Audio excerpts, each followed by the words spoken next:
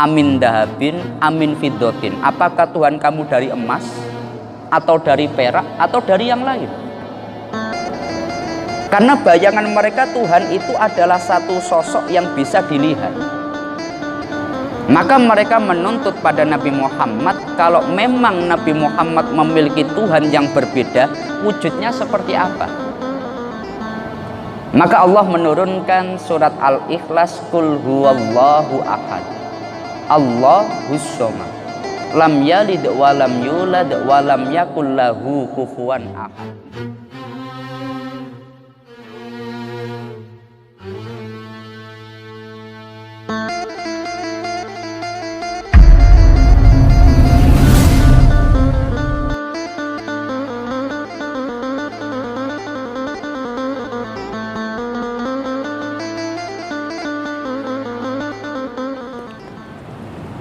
Assalamualaikum warahmatullahi wabarakatuh.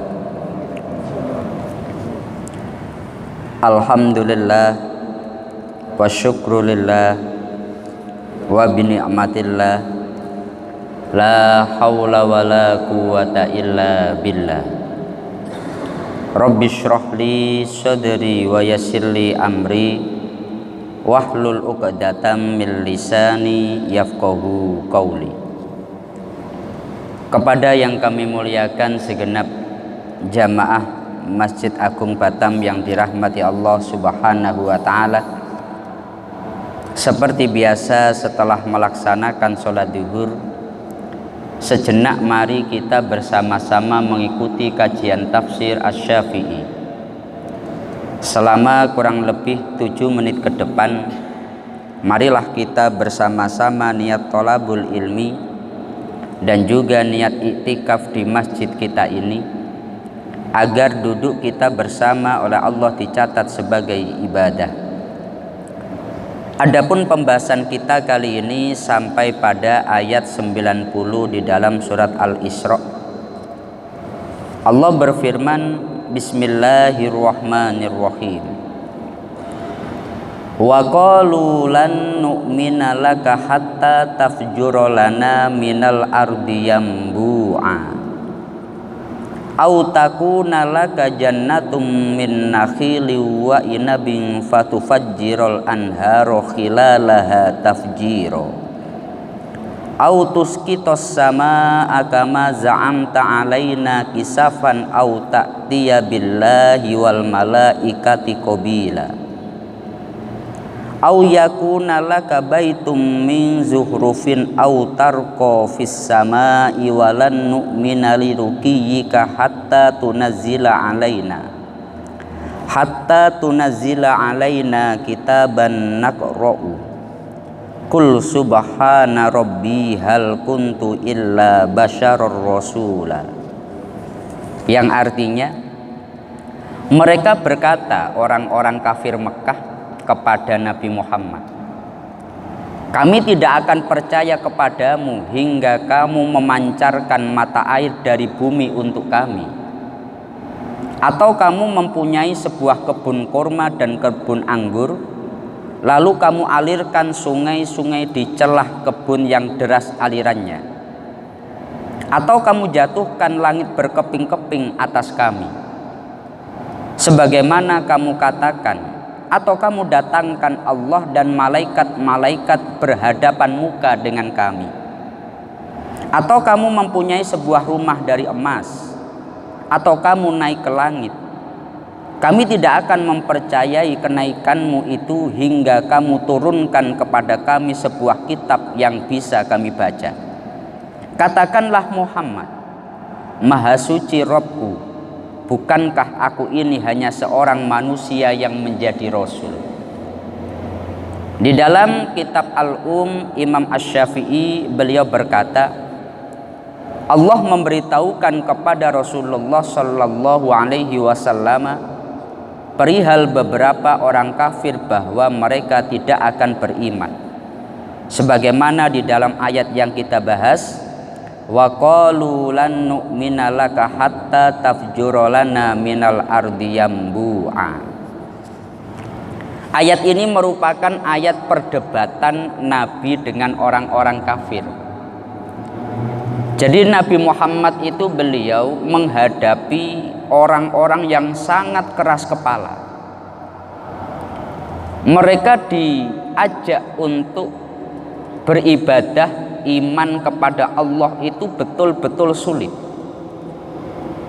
Karena di Mekah, orang yang seperti Nabi Muhammad itu dalam sejarah tidak pernah ada.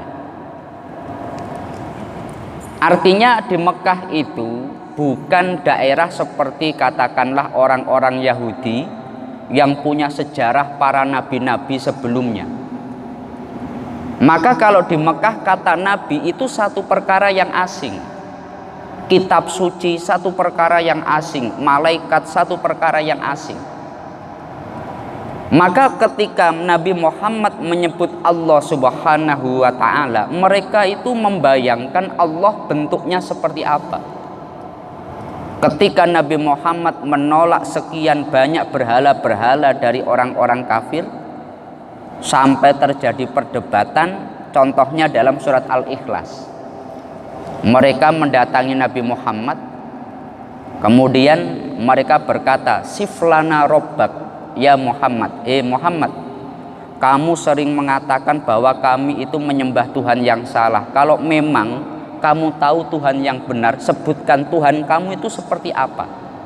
Amin dahabin, amin fiddotin. Apakah Tuhan kamu dari emas, atau dari perak, atau dari yang lain? Karena bayangan mereka Tuhan itu adalah satu sosok yang bisa dilihat. Maka mereka menuntut pada Nabi Muhammad, kalau memang Nabi Muhammad memiliki Tuhan yang berbeda, wujudnya seperti apa? Maka Allah menurunkan surat Al-Ikhlas, Qul huwallahu ahad, Allahus somad, lam yalid walam yulad walam yakul lahu kufuwan ahad. Enggak ada apapun yang menyamai Allah Subhanahu wa ta'ala.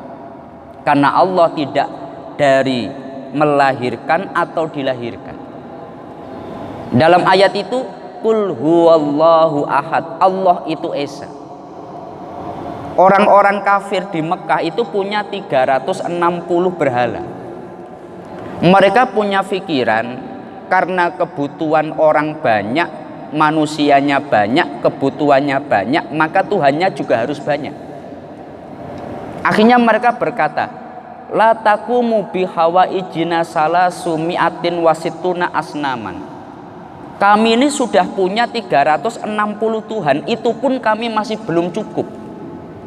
Karena kebutuhan kami lebih banyak daripada jumlah Tuhan tersebut. Kok Nabi Muhammad mengajak satu Tuhan? Maka mereka menolak itu. Nah, dalam ayat yang kita bahas ini, akhirnya orang-orang kafir Quraisy, mereka mengirimkan para tetua-tetuanya, pimpinan-pimpinan kafir Quraisy seperti Utbah, Abu Sofyan, Abu Jahal, As bin Wa'il, pimpinan-pimpinan Mekah itu semua kumpul untuk menemui Nabi Muhammad. Ketika Nabi Muhammad mendengar kabar bahwa pimpinan-pimpinan di Mekah itu mengundang Nabi, karena Nabi memiliki harapan besar semuanya masuk Islam, maka Nabi itu sesegera mungkin datang. Jadi Nabi Muhammad itu beliau betul-betul ingin agar mereka masuk Islam. Maka ketika mereka mengundang, seketika Nabi Muhammad datang. Tapi ketika mereka itu sebelum bertemu Nabi, mereka sudah mengadakan perkumpulan dulu. Tujuannya adalah pingin mendesak Nabi, pingin terjadi sebuah dialog yang tajam antara orang-orang Mekah dengan Nabi Muhammad. Akhirnya dalam dialog itu, kalau di dalam tafsir Ibnu Katsir, riwayat hadis yang disebutkan itu, mereka berkata, Muhammad, udah gini saja, kamu itu orang yang tidak pernah ada di dalam sejarah kita. Kamu orang yang terus mencaci Tuhan-Tuhan kami.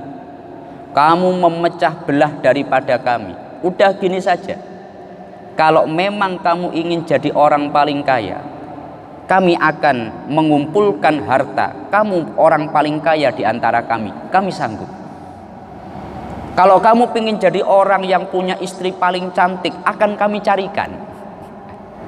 Kalau kamu ingin jadi penguasa, kami siap. Kamu kita angkat jadi penguasa kami. Atau bahkan ketika kamu sekarang sedang kesurupan, kami akan mencarikan dokter untuk mengobati kamu. Maka Nabi Muhammad beliau berkata, ma bima taqulun, aku tidak seperti yang kalian katakan. Ma ji'tukum bima ji'takum bihi atlubu amwalakum, aku datang bukan untuk mencari harta kalian. Wala syarfu fikum, dan tidak untuk mendapatkan kemuliaan bagi kalian. Walal mulku alaikum, dan bukan untuk menjadi penguasa kalian. Aku datang hanya karena aku menjadi Rasulullah, diutus menyampaikan perintah Allah, mengajak kalian untuk mentauhidkan Allah, meninggalkan kemusyrikan, dan seterusnya dan seterusnya.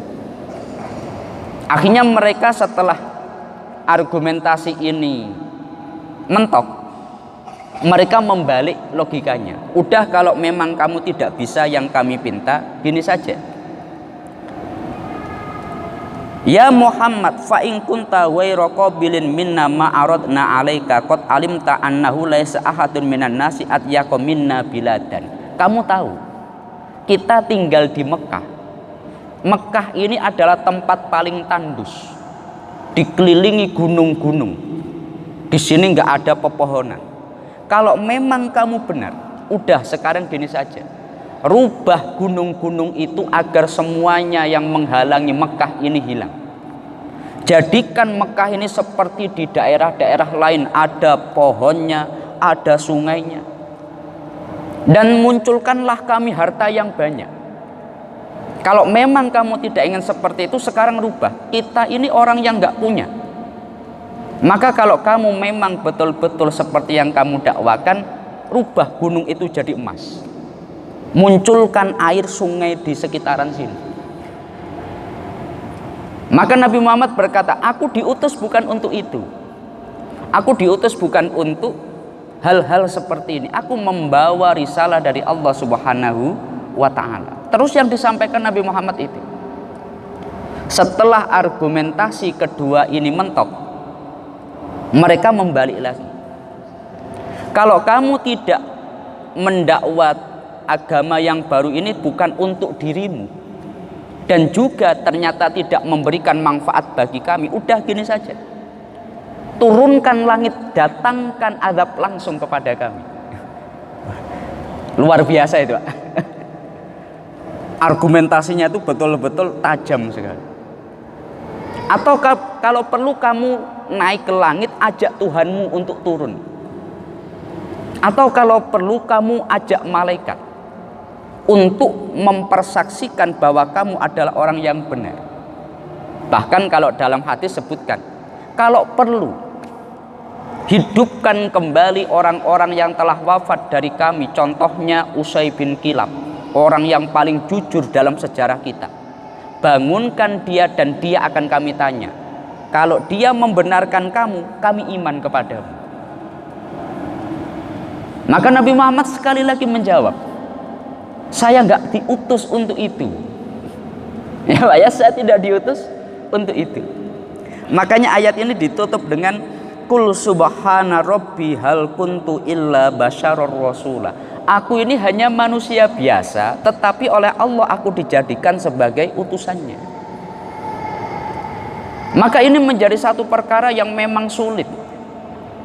Orang-orang di Mekah itu mereka memang disebut jahiliyah, tidak mengenal tentang kenabian, tidak mengenal tentang tauhid dan sebagainya. Sedangkan Nabi Muhammad membawa itu. Ketika Nabi Muhammad pindah di Madinah, Islam langsung berkembang luar biasa. Karena kalau di Madinah masyarakatnya itu sudah mengerti apa itu nabi, standar nabi, apa itu malaikat, apa itu wahyu. Kalau orang katakanlah yang dia tidak dari agama samawi, satu contoh, Kalau di dunia itu yang diakui agama samawi itu 3. Yahudi, Nasrani, Islam. 3 agama ini punya apa itu? Karakteristik. Sama-sama kenal namanya wahyu. Sama-sama kenal namanya Nabi Rasul. Sama-sama tahu ada namanya malaikat Jibril. Cuma ada yang menyebut Gabriel. Sama-sama tahu namanya Nabi Ibrahim. Cuma dalam bahasa mereka ada yang menyebut Abraham. Sama-sama tahu malaikat Mikail. Cuma dalam bahasa mereka Michael dan seterusnya. Tapi kalau di luar agama ini mereka nggak mengenal itu, istilahnya nanti beda, disebut dewa-dewa, ya Pak ya. Sebutannya nggak ada, istilah malaikat nggak ada, iblis nggak ada, adanya dewa. Adanya apalagi itu siluman. Maka memang nggak nyambung. Oleh sebab itu ada sekian banyak perdebatan yang itu ditetapkan di dalam Al-Quran, bagaimana memberikan pemahaman kepada orang-orang Arab tentang apa yang dibawa Rasulullah Shallallahu Alaihi Wasallam. Dan alhamdulillah kita bisa memahami itu dan kita iman, ya, kita iman. Coba kalau logikanya seperti orang Arab dulu, kebutuhan orang itu banyak, maka Tuhannya semestinya banyak. Kemudian diajak satu Tuhan, loh itu sulit. Loh kalau kita dari awal sudah qul huwallahu ahad. Meskipun semua orang manusia itu banyak, tetapi Allahus somad. Allah itu muara dari segala kebutuhan makhluk.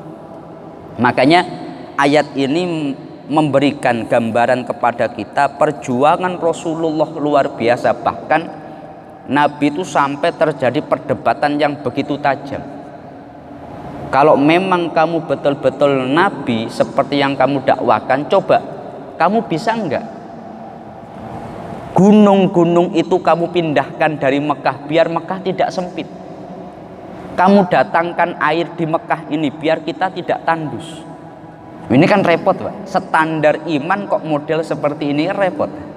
Ya Pak ya.